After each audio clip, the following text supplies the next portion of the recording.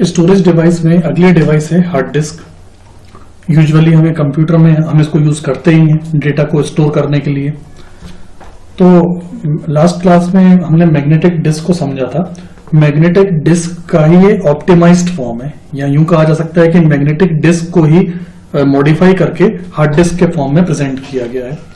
Hard disk drive साधारणतः hard drive या hard disk non volatile, एक स्थायी नॉन वोलेटाइल डेटा संग्रहण इकाई होती है। नॉन वोलेटाइल जैसा मैंने पहले बताया था कि एक बार इसमें डेटा स्टोर कर दिया तो जब तक इसे डिलीट नहीं किया जाएगा या वो किसी कारण से खुद करप्ट नहीं होता है तब तक उसमें डेटा स्टोर रहता ही है।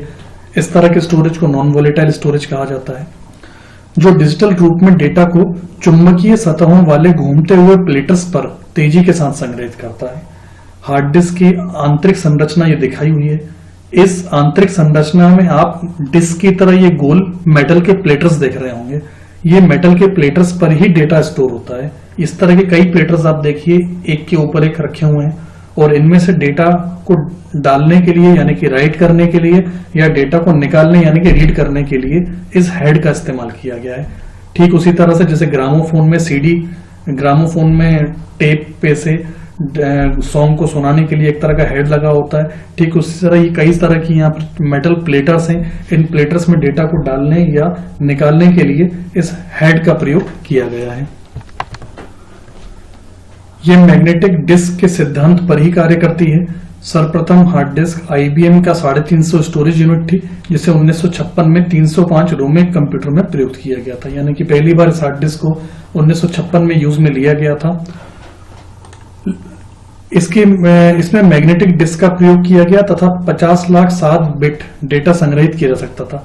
लेकिन आज जो डिस्क ड्राइव प्रयोग कर रहे हैं उसकी तकनीक आईबीएम ने 1973 में इजाद की थी, जिसे विंचेस्टर डिस्क के नाम से जाना जाता था। यानी शुरुआती समय में इसी तरह की एक और डिस्क डेवलप की गई थी 1973 में, और उस डिस्क को नाम दिया गया था विंचेस्टर डिस्क। जैसा मैंने पहले बताया कि हार्ड डिस्क लगभग मैग्नेटिक डिस्क का ही प्रतिरूप होती है। प्रतिरूप मतलब उसी के फॉर्मेट पे ही बनी हुई होती है। मैग्नेटिक डिस्क को जहां उपयोग में लाने के लिए डिस्क ड्राइव की जरूरत होती है, जैसे अभी के समय में सीडी को चलाने के लिए या डीवीडी को चलाने के लिए ड्राइवर की जरूरत होगी, ठीक उसी तरह से इसका मतलब है कि मैग्नेटिक डिस्क को चलाने के लिए डिस्क ड्राइव की आवश्यकता होती है। लेकिन हार्ड डिस्क सीपीयू बॉक्स के अंदर ही लगी होती है। इसे चलाने के लिए किसी अलग से ड्राइवर की जरूरत नहीं होती, ये सेल्फ ड्राइवर होती है। हार्ड डिस्क अपने आप में चलने में खुद सक्षम है, इसे किसी सेपरेट ड्राइवर की जरूरत नहीं होती है चलने के लिए। समय के साथ साथ हार्ड डिस्क का साइज बढ़ता गया है। 20 GB से लेकर 2 टेराबाइट और इससे भी ज्यादा तक की हार्ड डिस्क उपलब्ध है। यहाँ हम 20 MB संग्रहण क्षमता की हार्ड डिस्क संबंध कुछ तथ्यों की जानकारी प्रस्तुत कर रहे हैं। नीचे एक कैलकुलेशन दिया गया है। इस कैलकुलेशन में बताया हुआ है कि 20 MB की हार्ड डिस्क में कुल अगर 4 सतहें हों तो किस किस तरह से डेटा को स्टोर किया जाएगा, ये आप नोट कर सकते हैं। हार्ड डिस्क को बेसिकली कंप्यूटर में यूज करने के लिए विकसित किया गया था, लेकिन अब हार्ड डिस्क के अनुप्रयोग यानी एप्लीकेशंस सिस्टम, कंप्यूटर सिस्टम से आगे बढ़ के और भी कई डिवाइसेस के साथ यूज में ली जाने लगी हैं। जैसे आप प्ले स्टेशन गेम देखते हैं, कई तरह के ऑडियो प्लेयर्स देखते हैं, डिजिटल कैमरास देखते हैं, उन सभी का डेटा हार्ड डिस्क में स्टोर किया जा सकता है। अगली स्टोरेज डिवाइस हमें पढ़नी है फ्लॉपी डिस्क।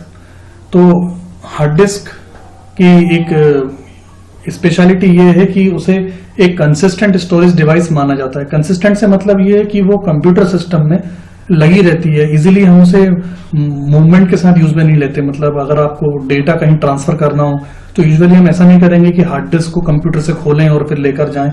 ऐसा हालांकि किया जा सकता है, लेकिन रैपिडली अपन ये चीज नहीं करते कि हार्ड डिस्क को बार बार खोलें, बार बार लगाएं या बार बार खोलें।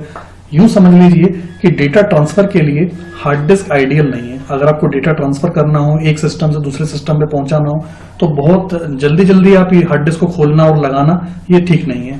तो डेटा ट्रांसफर करने के लिए जैसे अभी के समय में हम पेन ड्राइव का यूज करते हैं, मेमोरी कार्ड्स का भी यूज कर लेते हैं, उसी तरह से पुराने समय में फ्लॉपी डिस्क का यूज किया जाता था। फ्लॉपी डिस्क डेटा ट्रांसफर के लिए प्रयोग में ली जाती थी। यूजुअली जब फ्लॉपी डिस्क यूज में ली जाती थी उस समय मेमोरी कार्ड अस्तित्व में ज्यादा था नहीं, ठीक है। फ्लॉपी डिस्क काफी कम कीमत में छोटे कंप्यूटरों की संग्रहण क्षमता बढ़ाने वाले एक बहुप्रचलित इनपुट आउटपुट माध्यम के रूप में प्रसिद्ध है। यूं समझ लीजिए कि पुराने समय में जैसे कभी किसी को कॉलेज के प्रोजेक्ट सबमिट करने हो या कुछ डेटा वगैरह ट्रांसफर करना हो, तो उस समय डीवीडीज तो खैर एग्जिस्टेंस में थी नहीं, सीडीज वगैरह बहुत रेयरली यूज होती थी, तो उस समय फ्लॉपी डिस्क का ही यूज किया जाता था और ये मैग्नेटिक डिस्क की भांति ही कार्य करता था। मैग्नेटिक डिस्क की भांति फ्लॉपी डिस्क में भी ट्रैक और सेक्टर उपलब्ध होते थे। इस चित्र में आप फ्लॉपी डिस्क का डिजाइन देख सकते हैं। फ्लॉपी डिस्क यूजुअली 2 कैपेसिटीज और 2 साइजेस में आती थी। ये वाली floppy disk 5.25 inch floppy disk कहलाती थी और ये वाली फ्लॉपी डिस्क 3.5 इंच की फ्लॉपी डिस्क कहलाती थी। जैसे आज के समय में सीडी को रीड करने के लिए उसका ड्राइवर चाहिए होता है, सीडी रोम, डीवीडी को रीड करने के लिए डीवीडी का ड्राइवर चाहिए होता है, ठीक उसी समय में फ्लॉपी को रीड करने के लिए फ्लॉपी का ड्राइवर उपयोग में लिया जाता था। अब क्योंकि अभी के समय में फ्लॉपी अस्तित्व में है नहीं, यूज में नहीं ली जाती है, इसलिए कंप्यूटर सिस्टम में अब हमें फ्लॉपी ड्राइवर देखने को मिलते नहीं है। ये फ्लॉपी डिस्क एक प्लास्टिक के खोल में रहती थी, मतलब इसका कवर प्लास्टिक का होता था, फाइबर का होता था। इसका उपयोग करने के लिए फ्लॉपी डिस्क ड्राइव का उपयोग किया जाता था। जैसा मैंने बताया कि अगर फ्लॉपी डिस्क चलानी हो तो उसके लिए ड्राइवर की जरूरत होती थी। यह मैग्नेटिक डिस्क ड्राइव के सामान्य उपकरण होता है। इस ड्राइव में उपस्थित रीड और राइट हेड की सहायता से डेटा को पढ़ा एवं लिखा जाता था। मैग्नेटिक डिस्क की तरह फ्लॉपी डिस्क के कुछ बेनिफिट्स हैं, ये बेनिफिट्स आप नोट कर सकते हैं। फ्लॉपी डिस्क से रिलेटेड कुछ प्रॉब्लम्स थी, ये भी आप नोट कर सकते हैं। अगली स्टोरेज डिवाइस की बात करते हैं, सीडी यानी कि कॉम्पैक्ट डिस्क। अभी के टाइम में हम सीडी का काफी ज्यादा यूज करते ही हैं। तो सीडी यानी कि कॉम्पैक्ट डिस्क एक ऑप्टिकल डिस्क है। इन्हें ऑप्टिकल डिस्क इसलिए बोला जाता है क्योंकि ये प्रकाशीय पद्धति पर आधारित होती हैं। प्रकाशीय, ऑप्टिकल मतलब प्रकाश पे आधारित, जो डेटा को संग्रहित करने के लिए यूज में ली जाती हैं।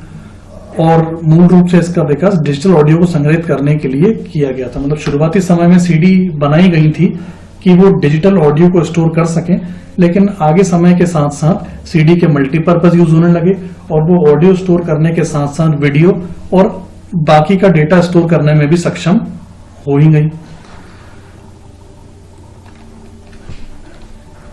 सामान्य तौर पे सीडी में एक बार डाटा स्टोर करने के बाद उसमें दोबारा डाटा राइट नहीं हो पाता था। यूजुअली ये ऐसा माना जाता था कि सीडी एक बार राइट हो गई तो वो दोबारा उस पे डेटा को हम दोबारा से लिख नहीं सकते थे। ये चीज यहाँ पर लिखी हुई है। कॉम्पैक्ट डिस्क तकनीक को बाद में डेटा संग्रहण डिवाइस के रूप में प्रयोग के अनुकूल बनाया गया, जिसे सीडी रोम के बारे में जाना जाता है। और इसमें एक बार रिकॉर्ड करने की तथा दोबारा लिखने के योग्य मीडिया रीराइटेबल मीडिया के नाम से बनाया गया। मतलब जो सीडी रोम थी वो एक बार उसमें डेटा राइट हो गया तो वो दोबारा उसमें डेटा लिखती नहीं थी, इसलिए रोम भी लिखा गया है, यानी रीड ओनली मेमोरी। यानी एक बार डेटा चला गया तो आप डेटा को बार बार पढ़ सकते हैं, लेकिन बार बार आप राइट उसके ऊपर नहीं कर सकते।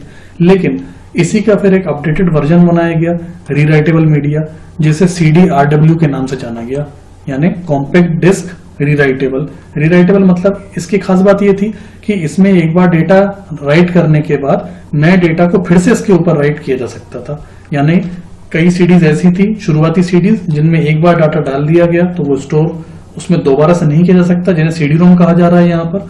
और CDRW यानी रीराइटेबल, यानी इसमें एक बार डेटा स्टोर कर दिया तो उसके बाद भी नए सिरे से भी उसमें डेटा स्टोर किया जा सकता था, ओवरराइट किया जा सकता था। अगली स्टोरेज डिवाइस यहाँ पर डीवीडी है।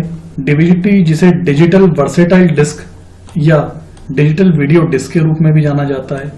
यूजुअली इनको बनाया गया था वीडियोज स्टोर करने के लिए। कई कंपनीज के द्वारा अपना वीडियो स्टोर करने के लिए इस तरह की डिस्क का प्रयोग किया गया था। ये सीडी का ही एक रूप, सीडी की ही तरह है, लेकिन ये सीडी के मुकाबले 6 गुना अधिक डेटा भंडारण करती हैं। मतलब ये सीडी की तुलना में ज्यादा डेटा स्टोर कर सकती हैं। डीवीडी रोम, जैसा पहले हमने समझा, जहां पे रोम लिखा है में डेटा को सिर्फ पढ़ा जा सकता है, उसमें लिखा नहीं जा सकता। डीवीडी रोम में मतलब एक बार डेटा डाल दिया गया तो उसे दोबारा से राइट नहीं कर सकते। उसके डेटा को बार बार आप पढ़ सकते हैं, लेकिन उसमें दोबारा से लिख नहीं सकते। जबकि DVD-RW रीराइटेबल, यानी इसमें डेटा को एक से ज्यादा बार रिकॉर्ड किया जा सकता है और डाटा को मिटाया भी जा सकता है। डीवीडी के डेटा स्टोरेज को लेकर ये कुछ बिंदु हैं जिन्हें आप नोट कर सकते हैं।